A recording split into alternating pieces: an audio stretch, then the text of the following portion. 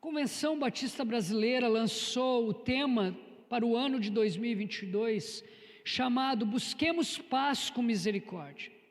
Só busca paz com misericórdia quem nasceu de novo. Só busca paz com misericórdia quem é cristão de verdade. E com base nesse tema, então, durante o ano de 2022, nós vamos encharcar a nossa amada Igreja Batista Central com pregações voltadas para a vida cristã. E eu comecei uma série hoje pela manhã.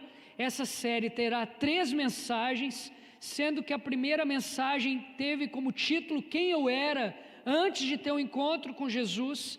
A segunda mensagem será pregada hoje à noite e tem como título A Obra de Cristo por Mim. E a terceira mensagem será pregada domingo que vem pela manhã, que terá como título Quem eu sou em Cristo Jesus. Então não perca essas 3 mensagens. Se você não assistiu a mensagem de hoje pela manhã, você pode assistir no YouTube.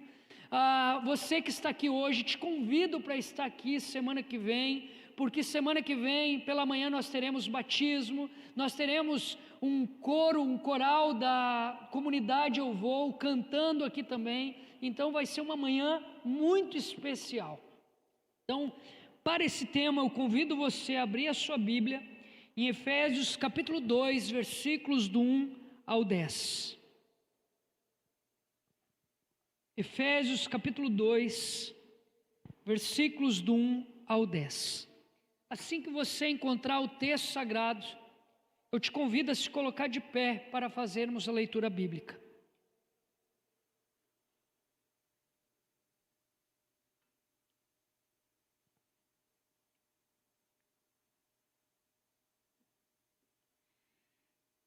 Assim diz a palavra do Senhor: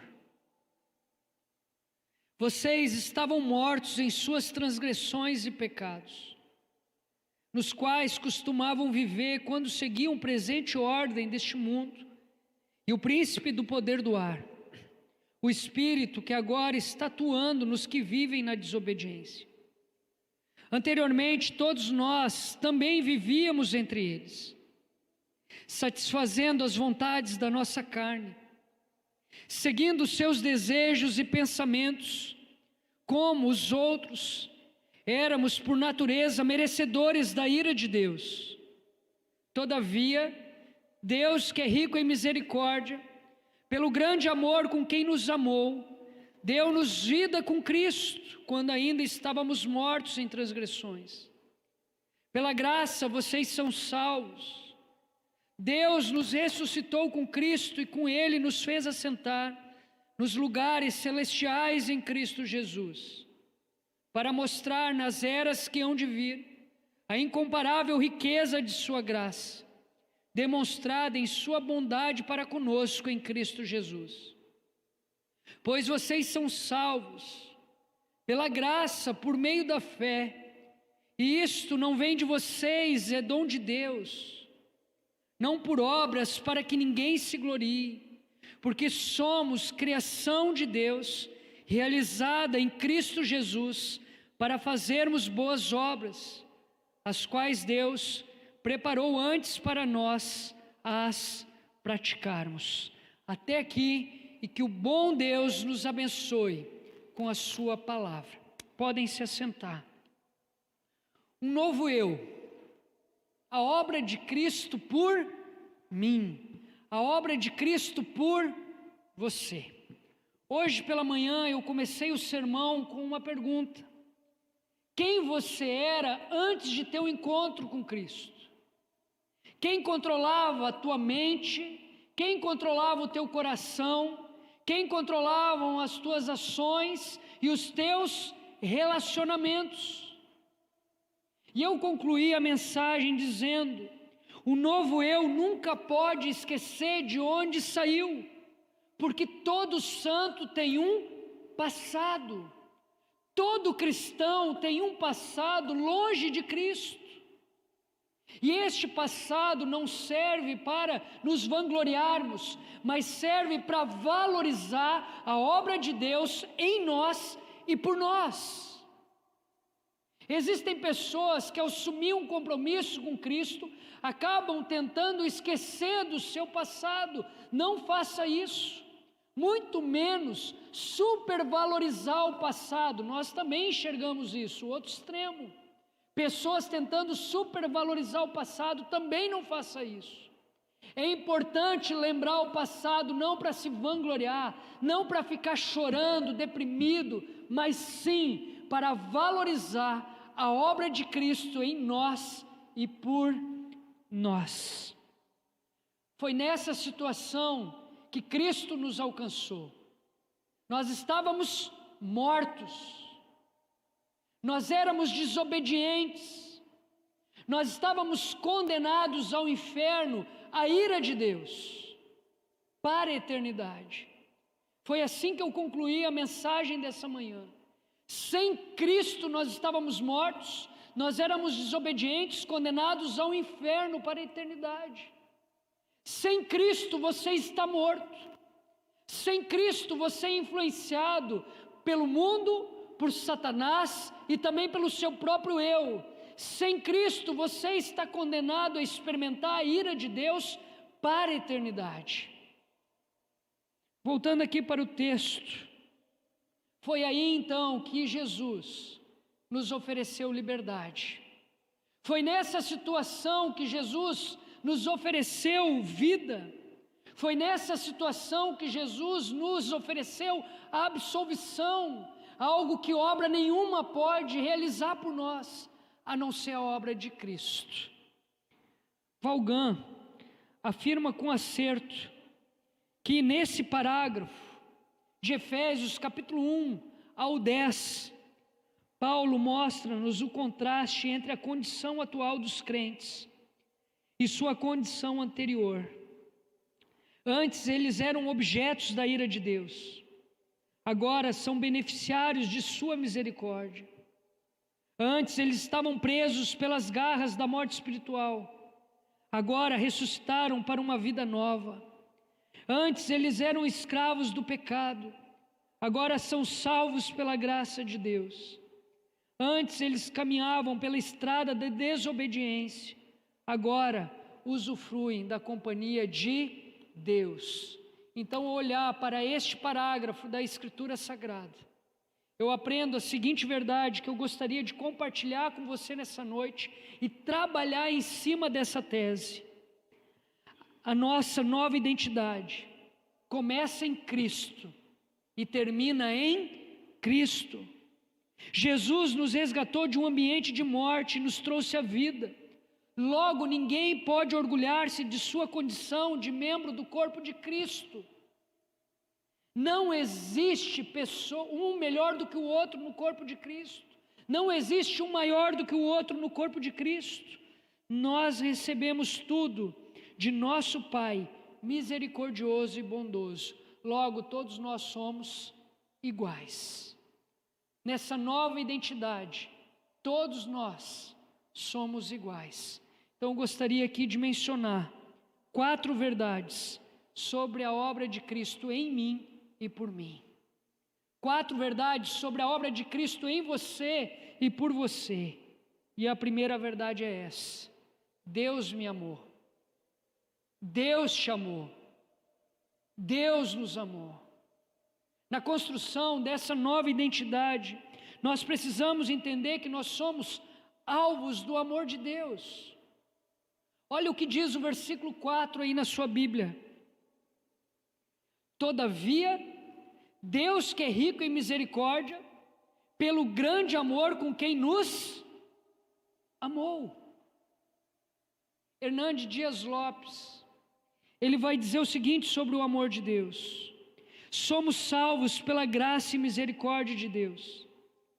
Tanto a misericórdia como a graça vêm a nós por meio do sacrifício de Jesus na cruz. Foi no Calvário que Deus demonstrou seu repúdio ao pecado e seu amor pelos pecadores. Que amor é este? O amor de Deus, ele é inexplicável. A mente humana não consegue compreender o amor de Deus de tão grande que ele é. mas tanto você quanto eu, ambos podemos experimentá-lo. Que amor é este? O amor de Deus, ele é imensurável. Ele é tão grande, tão largo, tão profundo que alcança qualquer pessoa em qualquer situação. O amor de Deus alcança qualquer pessoa em qualquer situação. Algum tempo atrás, uma pessoa me ligou perguntando se nós aceitávamos doações aqui na igreja, de roupas. Eu disse que sim. E essa pessoa me perguntou: tá, mas essas roupas vocês vão doar para a comunidade terapêutica de vocês, que vocês têm parceria, ou vocês vão doar para os moradores de rua? Eu disse: olha, nós vamos doar em primeiro momento para os moradores de rua. E ela disse: então eu não vou doar, porque este povo não tem mais jeito. Para essas pessoas não tem mais saída. Quantas pessoas estão se tratando lá na comunidade Eu Vou que saíram daqui? O amor de Deus, ele é imensurável. Ele alcança qualquer pessoa em qualquer situação. Hoje pela manhã eu falei sobre isso. A prostituta, o mentiroso, o assassino, antes de Cristo, estavam mortos, assim como você e eu também estávamos. Nós estávamos mortos, e assim como o amor de Deus, ele é imensurável, ele alcança qualquer pessoa, em qualquer situação. Ele nos alcançou e também pode alcançar qualquer pessoa da nossa comunidade, inclusive esses moradores de rua. Que amor é esse? O amor de Deus, ele é espontâneo. Ninguém obrigou Deus a amar você. Não há nada que você faça que seja capaz de comprar o amor de Deus. Paulo vai deixar bem claro isso no capítulo 2 de Efésios. Não há nada que você faça que seja capaz de comprar o amor de Deus, porque Ele decidiu amar você. Foi uma decisão dEle. Que amor é esse? O amor de Deus, ele é desafiador, porque ele nos desafia uma resposta. E a pergunta que eu vou fazer para você neste momento é essa: qual tem sido a tua resposta a este amor?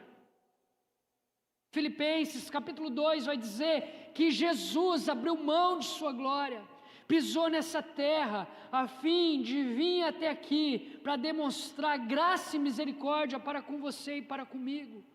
Ele veio até aqui para reconciliar o homem com Deus, o homem consigo e o homem com seu próximo. Jesus nessa terra, ele foi humilhado, ele foi rejeitado, ele foi traído, ele foi crucificado por amor.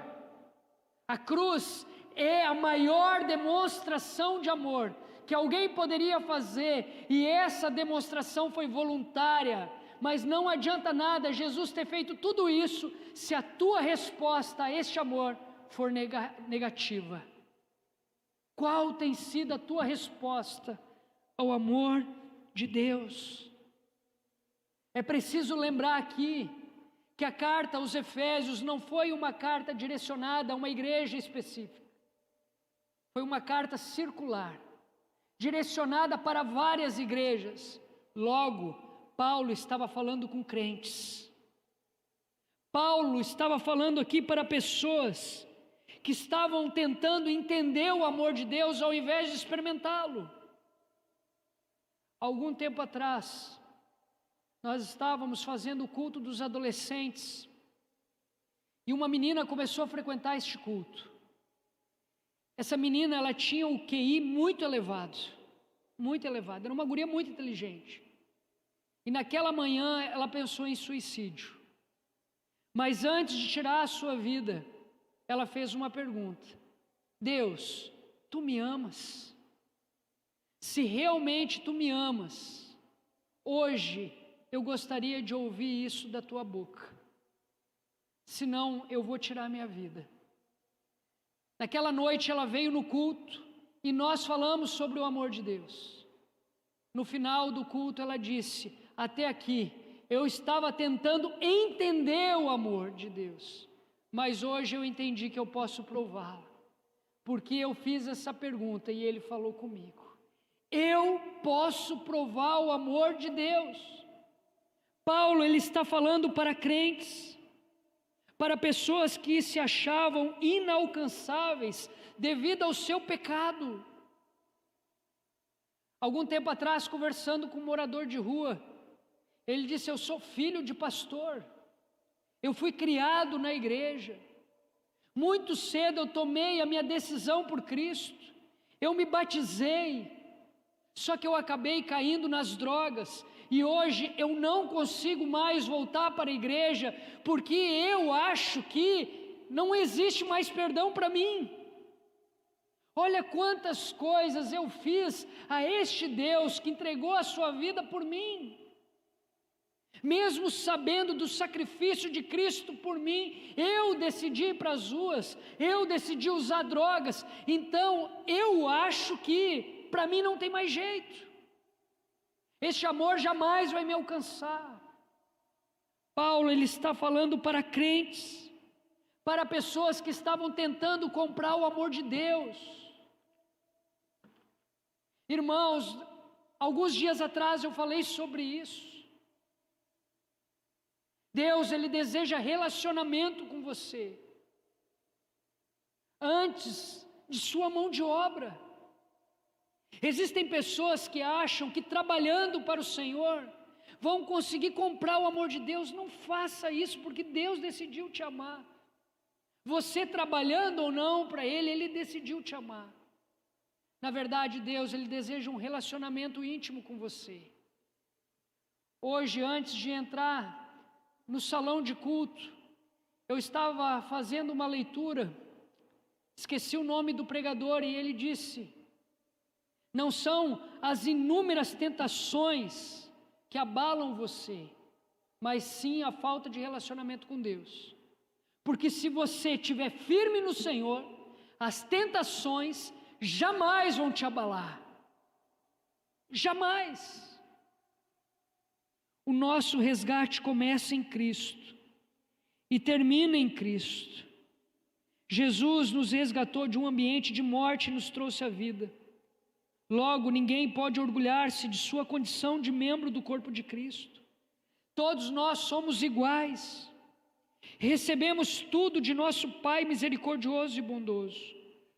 4 verdades sobre a obra de Cristo por mim, por você, por nós. E a primeira verdade é essa: Deus nos amou. A segunda verdade é essa: Deus nos ressuscitou.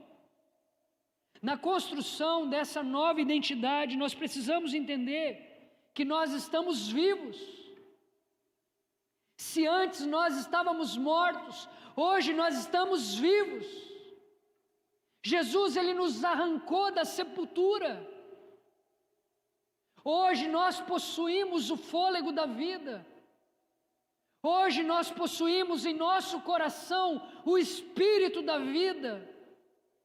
Hoje nós estamos vivos porque Cristo nos ressuscitou.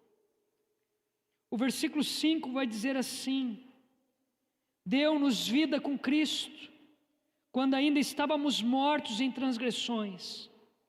Pela graça vocês são salvos. Em virtude ao pecado de Adão, todos nós estávamos espiritualmente mortos. Toda a humanidade está espiritualmente morta. E agora o texto vai dizer que Jesus nos ressuscitou através da sua palavra e da ação do Espírito Santo. Só existe uma forma de você receber vida. Só existe uma forma dos teus familiares receber vida. Só existe uma forma das pessoas que você ama serem arrancadas da sepultura, que é através dessa palavra e da ação do Espírito Santo. E a pergunta que eu te faço é: em que momento isso aconteceu? Em que momento você recebeu vida em Cristo Jesus? Em que momento você foi arrancado da sepultura? Você lembra desse dia? Você lembra do dia que você assumiu um compromisso com Cristo como Salvador e Senhor da sua vida, e nesse dia o teu coração se encheu de alegria? A Bíblia vai dizer que só existe um momento que existe festa nos céus, que é quando um pecador se arrepende. Você lembra desse dia que você disse sim para Jesus? Eu lembro como se fosse hoje, esse dia em que eu estava num sábado à noite na igreja de Taquari.